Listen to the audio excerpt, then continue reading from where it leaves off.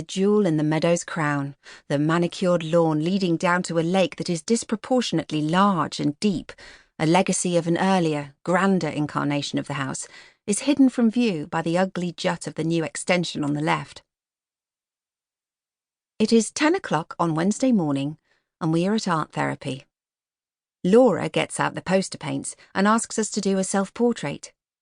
The last time we did this exercise, she gave us mirrors made of plastic instead of glass, so our reflections were smudgy, like we were looking at ourselves through smoke. "Sorry," she said when we complained. "Regulations, you know how it is." But today is different. "I want you to paint yourselves the way you see yourselves when you close your eyes," she said. "Where are you? What are you doing? What are you wearing? Don't overthink it, and don't pay any heed to the camera, just forget it's there." The film crew, which most of the time consists only of director-presenter Justin Carter and his cameraman, Drew Abbott, have been installed at the clinic for the last 7 weeks, just 1 week less than me. I arrived on the 3rd Monday in January, auspiciously known as Blue Monday, which is officially the most depressing day of the year, although, as you can imagine, competition for that title is fierce in here.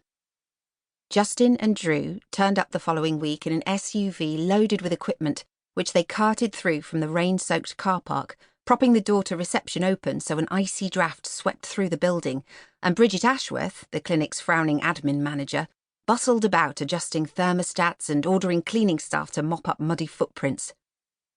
They're calling it a fly-on-the-wall documentary, but Dr. Roberts spun it differently. "An important film in breaking down the taboos surrounding mental illness," he said. "Of course, you are all perfectly entitled to opt out of the filming, and at any stage you can be retrospectively edited out. But just think what your example could mean to a young woman going through what you've been through, feeling there's nobody out there who could possibly understand." On the first day, Justin said, "Just imagine we're not really here." "That's how most of us ended up in this place," Charlie told him. "For seeing things that aren't there, or not seeing things that are there. You could seriously set back our recovery." Justin had smiled without committing himself to laughing, just in case it wasn't appropriate, not understanding that appropriateness is something you leave at the door in here. Today, in my painting, I am sitting in the low blue velvet chair in Emily's room. Through the sash window behind me, the sky is navy, and I put in a perfectly round yellowy white moon, so it's obvious it's nighttime. I'm looking at something over to the right, out of sight. I'm wearing my pale blue dressing gown. My face is a pink blur, streaked with black because I didn't wait long enough for the paint to dry before trying to do the eyes. "Nice dress," Laura says when she comes round to look. "Is that in your house? Your bedroom, maybe?" I nod. I don't want to tell her the truth because when I talk about Emily, it gets noted down in a book, and then I have to talk about it at group. And then Dr. Roberts will cock his head to one side and write something in his notebook, and I might have to stay here longer. So I don't tell her that the me in the picture is looking at the right-hand corner of Emily's room, where her cot used to be. Stella's painting is all black, except for a tiny figure at the bottom, naked, apart from her long yellow hair, which reaches almost to the floor.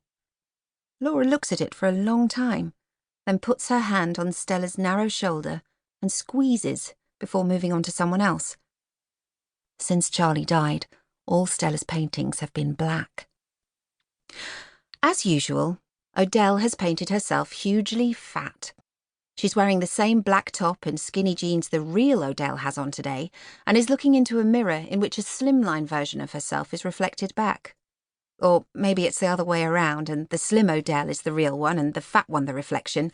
Either way, it's just another variation of Odell's soul-enduring theme, herself and her body.